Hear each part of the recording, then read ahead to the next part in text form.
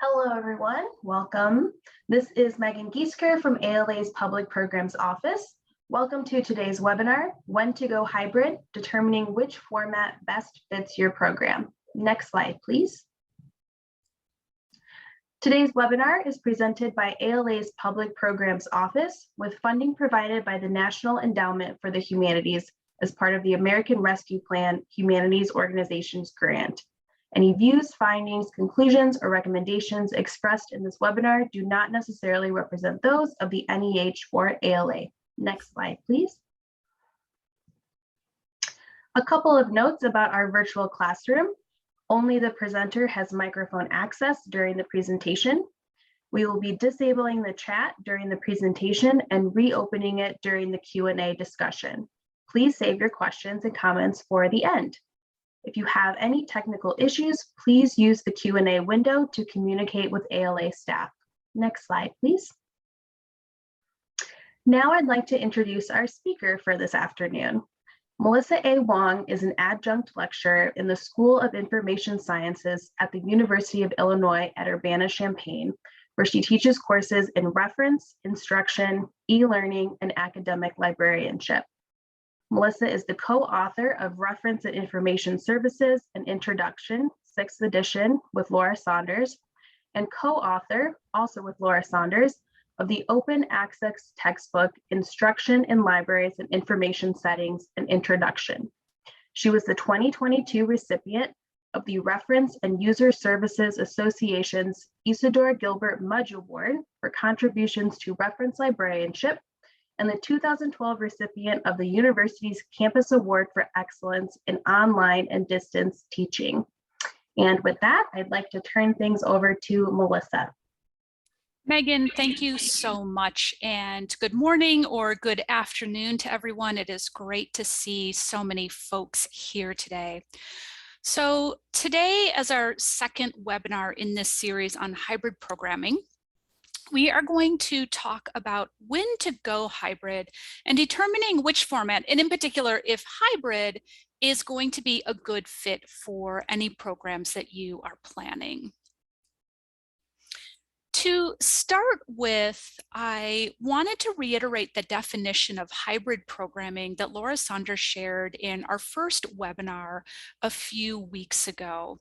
And that is that hybrid means classes or events that are run in person and live streamed so that patrons can choose to attend in either format.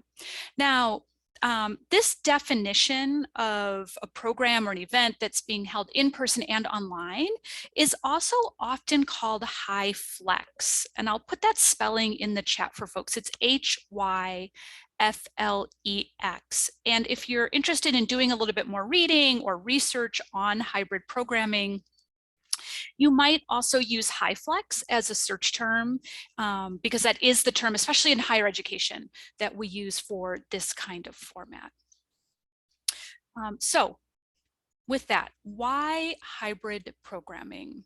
So some reasons that we might consider a hybrid format for our programming include that it accommodates different patron needs and preferences. I think that while most states and cities have eased up on pandemic restrictions, the reality is that not everyone is comfortable returning to in-person activities.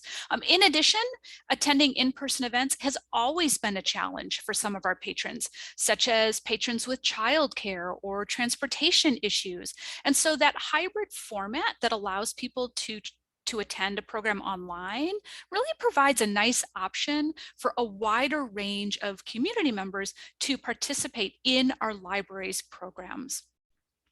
Hybrid programming can also allow for larger audiences for popular programs, since room size limitations aren't going to be so much of a factor.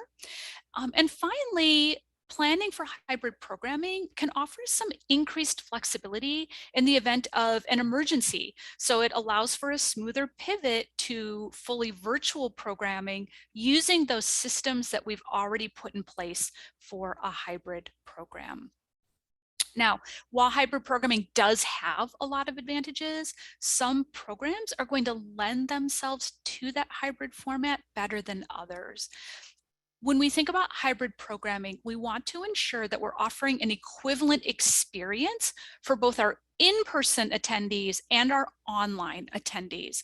Hybrid should not mean just passively watching a live stream if you're sitting at home. And so that's what we're going to focus on today. Things that we need to consider in deciding if a program is going to be a good fit for that hybrid format that's going to give a really good experience to all of our attendees, whether they're in person or online.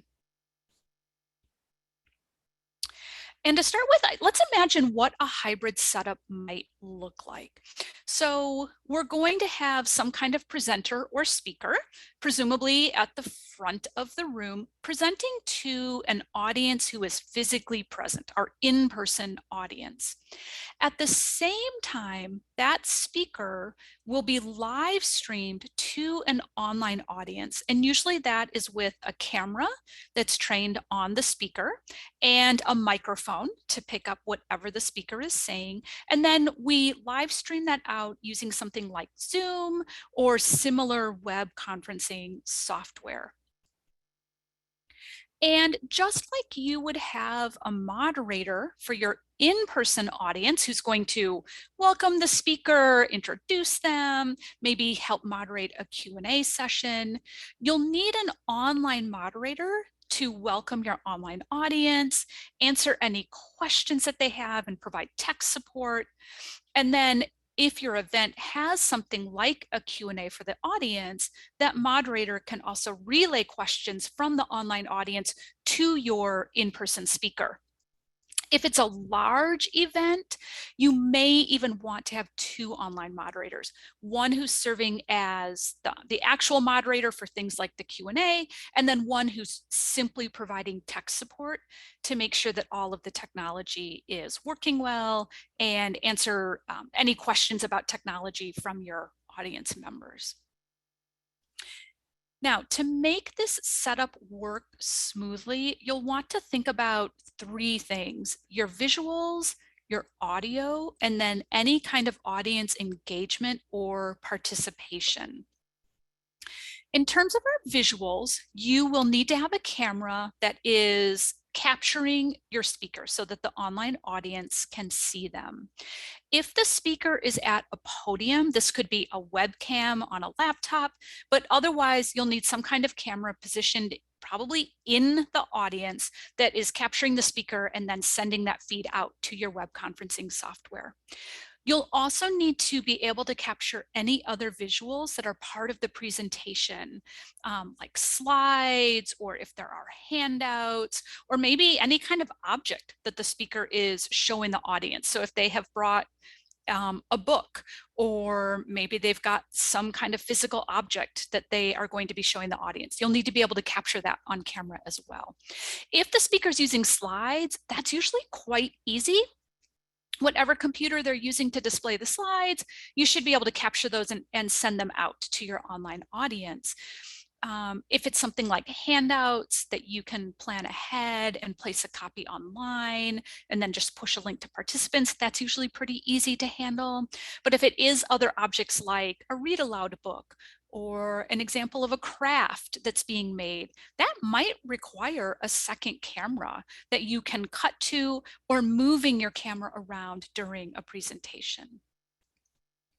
In terms of audio, we want to ensure that we're able to capture and broadcast whatever the speaker is saying, and that audio quality is going to be very clear, very sharp, loud enough for folks to hear easily. If in terms of capturing your speaker's words, you can purchase a system with a handheld or wearable mic that will amplify the speaker's voice for your in-person audience and simultaneously capture it and stream it to your online audience. So that's usually relatively straightforward with the right technology. But you also will want to think about any audio that's coming from your audience. So if there's going to be a period for comments or questions, excuse me, you'll need to think about how you're going to capture that. So if you have a handheld mic in your audio system that integrates with your web conferencing software, you can pass that around. Alternately, you can ask your speaker or your in-person moderator to repeat all of the questions into the mic before answering them. And that's a good idea regardless, to ensure that everyone in the in-person audience heard the question as well, right? You'll also want to think about how your online audience can participate in any kind of comment or Q&A session. So that can be as simple as having your moderator read questions aloud from the chat, and perhaps going back and forth between your online audience and your in-person audience for questions. Again, you'll also want to consider how to handle any audience participation beyond maybe just a Q&A. So if you have maybe more complex activities, you'll need to think about that ahead of time. So if it's a story time, we can ask kids to sing along at home, maybe with an activity, or to stand up and do the motions of a dance along with the speaker.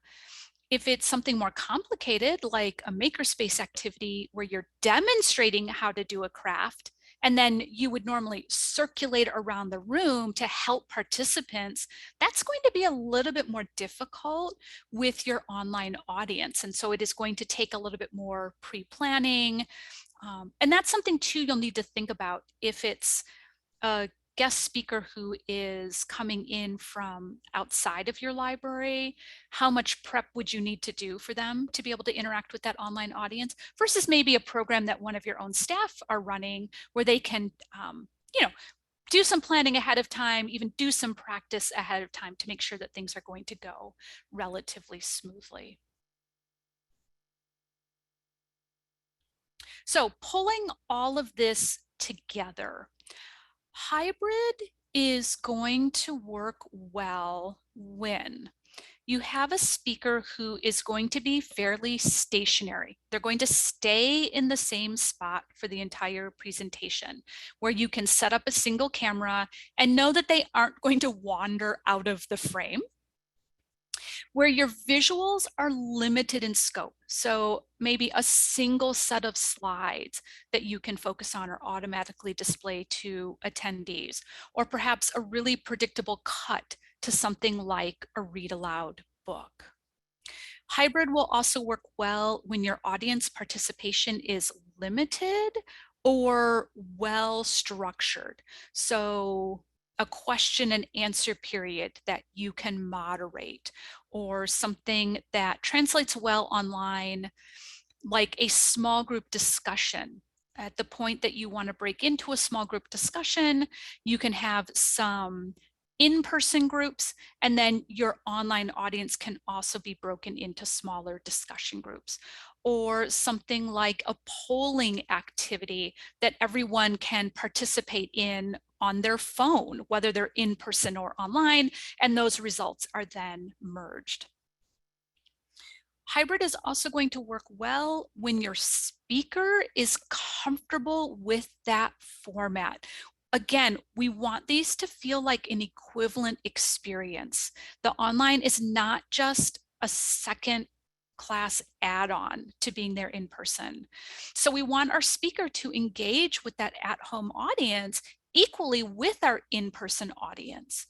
If it's an outside speaker who's coming in, we may not know how comfortable they are with that format. Again, we may not have a lot of time to prep them for that format. And so something really simple like a Q&A can work really well, but we may not be able to expect a whole lot more than that.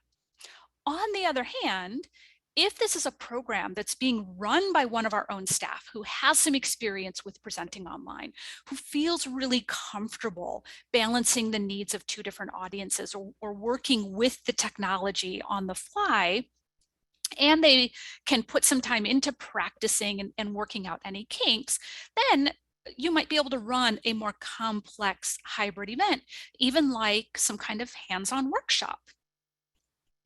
But finally, too, hybrid is going to work well when you have adequate support structures in place.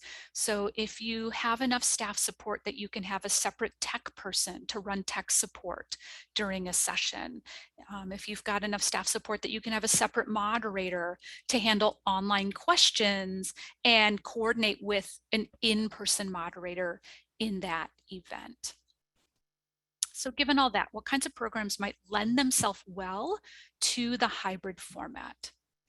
I would suggest things like a lecture or panel discussion or an author talk, where again, your speakers are going to be fairly stationary and the audience is primarily listening with a little bit of Q&A interaction at the end. Events like a poetry reading or a concert. Again, the audience is primarily listening and you might take a few comments at the end, or there may not be any audience interaction at the end of the event.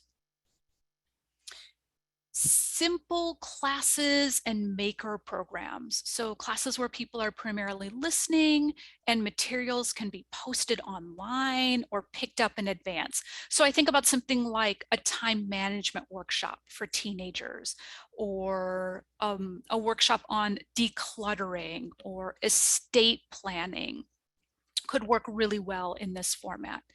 Real simple maker type programs that use things people already have at home, or where they could pick up a really simple kit to take back home before the program.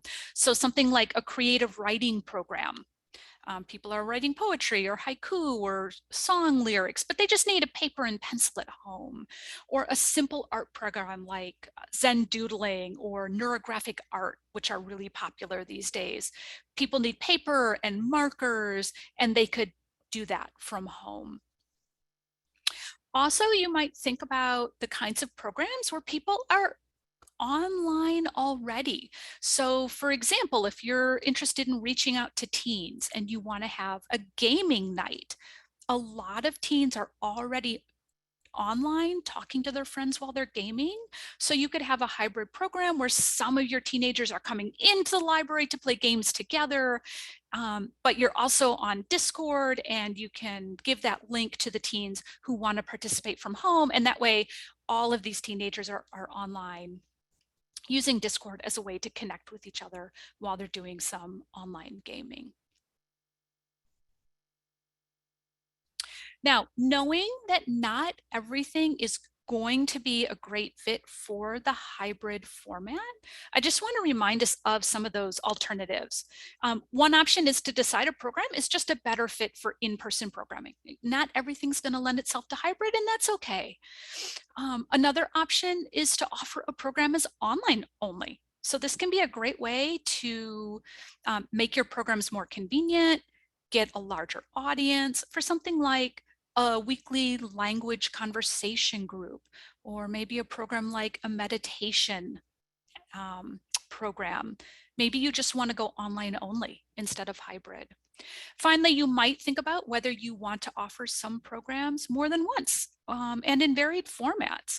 So a technology workshop, rather than going hybrid, it might be easier to simply offer it twice, once in person, once online, and that allows your instructor to focus on just one audience and to kind of tweak the program for each format, right? What we do online might be a little bit different than what we would do in person. And with that, with those thoughts about what kinds of programs might be a good fit for hybrid and the kinds of things to think about before going hybrid, I'd like to open this up for discussion. So we're going to turn the chat back on, and I'd love to hear from folks who have run a successful hybrid program, what kind of program it was, what led to your success, or what kinds of hybrid programs you're considering.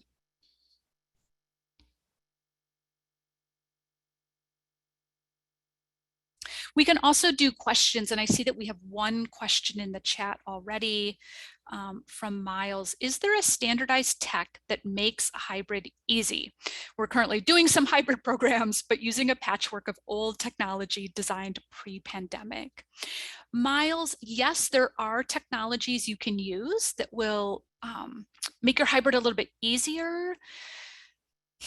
I don't normally myself buy the technology for hybrid programming, but I think what we're going to do is put a few resources on the ALA website that's dedicated to this webinar series. And I think we've got a webinar coming up that's going to look more specifically at technology and some recommendations.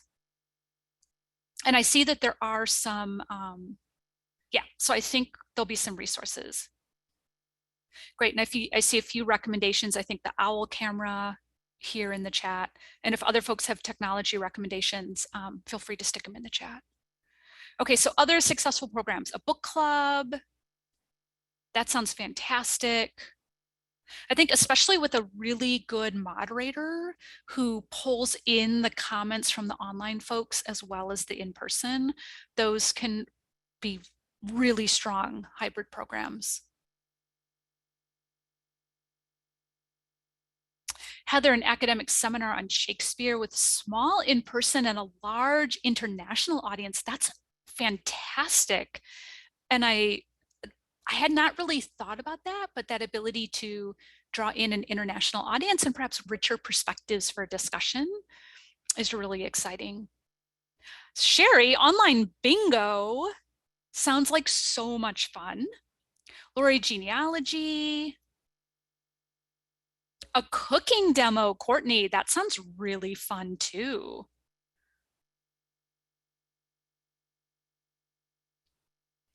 Edward, so hybrid where the speaker is remote and some of the audience is present and some is online. That's a great question that can also work really well.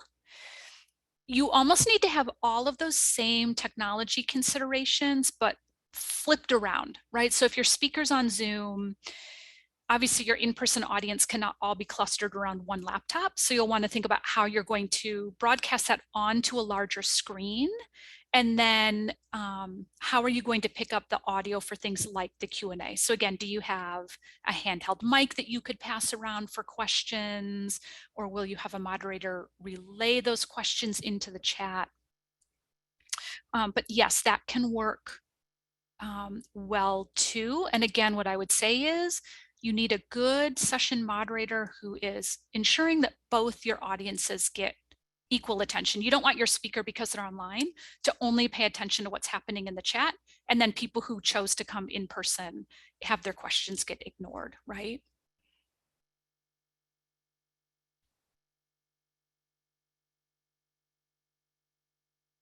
I'm seeing some other things here about book discussions,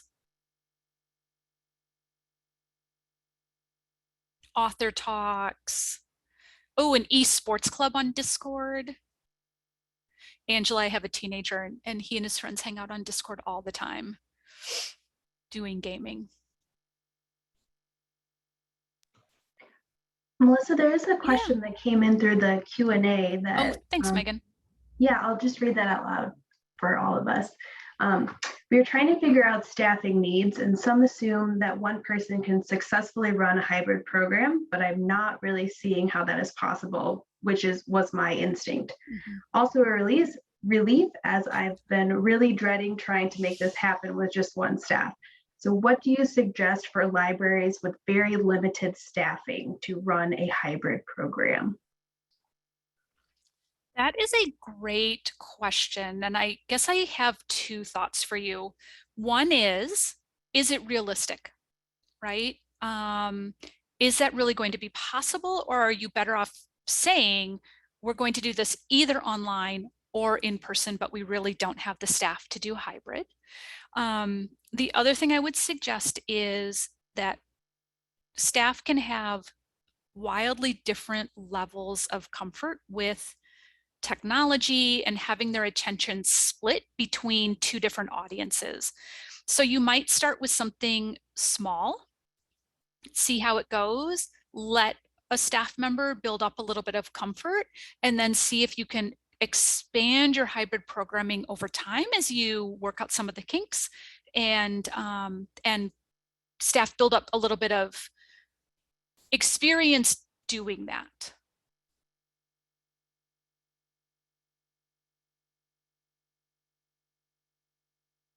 And I just see some comments here too about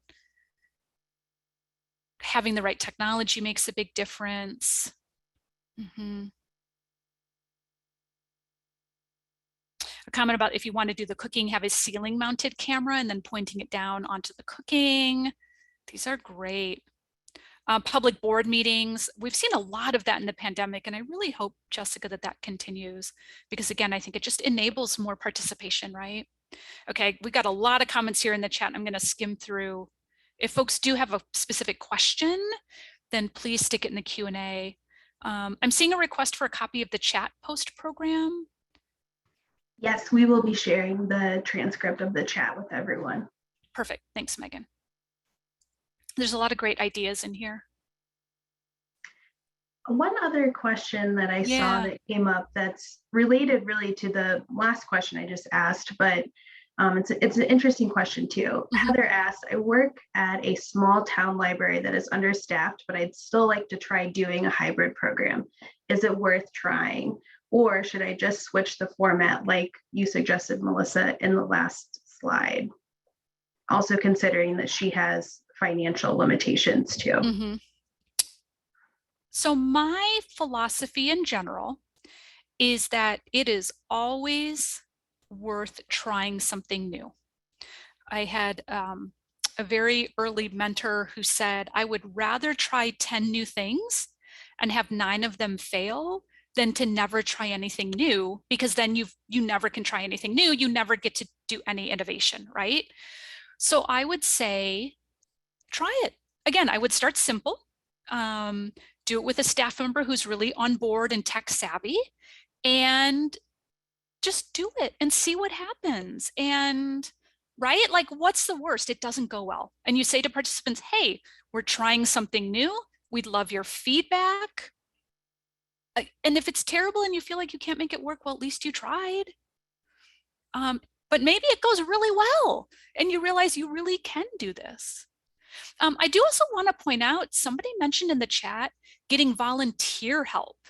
So if you've got like a Friends of the Library, or you've got some really great volunteers, that would be great. Maybe you make some kind of teen volunteer program, right? Some teens who are really into technology or who are already doing things like Discord. Get them to help you. Give them some volunteer hours. Maybe they'll do like the camera work for you or help you with moderating in Zoom.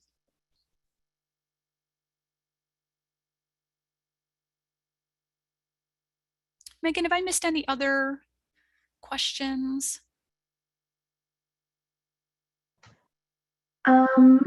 Here's one in the Q&A. Yes, perfect. Yes. So there's a question in the Q&A. Any suggestions for hybrid lectures with a PowerPoint presentation? We haven't been able to do it successfully.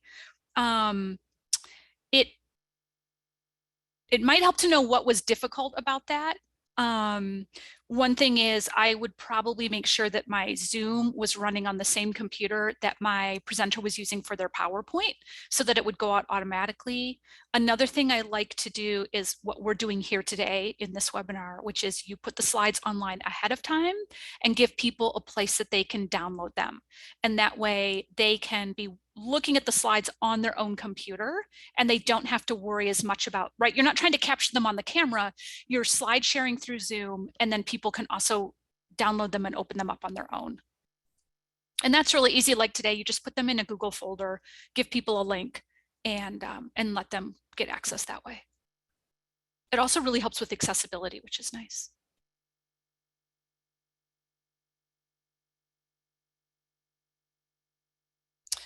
Okay, let's see. Got one more question in the Q&A. How difficult is it to ensure audio is set up for in-person audience as well as being captured for the remote audience? Very different setups for a book group versus presenter on stage. Do we have mic recommendations? So that's a great question, and I don't have specific mic recommendations, but again, I think ALA is going to put some resources on the website for this webinar series, and there might be a future webinar that's just going to focus on the technology aspect. And I think, Megan, I know that we've got like a hard stop here in about 1 minute, and I want to give you a chance to wrap us up. So I'm going to pass it back to you. Great. Thank you so much, Melissa, for this presentation. And also a huge thank you to my colleagues behind the scenes, Samantha Oakley and Hannah Arata, for their support on this webinar as well. This presentation has been offered as part of Programming Librarians and ALA's e-learning online offerings with support from an NEH American Rescue Plan grant. The archived version of this session will be available to view on Programming Librarian and ALA's e-learning website within 48 hours. And I will also be sure to include the chat for everyone as well. And the recording and the chat will be emailed to you too. Our next webinar that is part of the hybrid programming series will be on June 8th at 1 p.m. Central Time and will be a step-by-step guide to how to successfully run a hybrid program. Thank you so much to everyone for joining us today. And again, thank you to Melissa for this wonderful presentation. Thanks.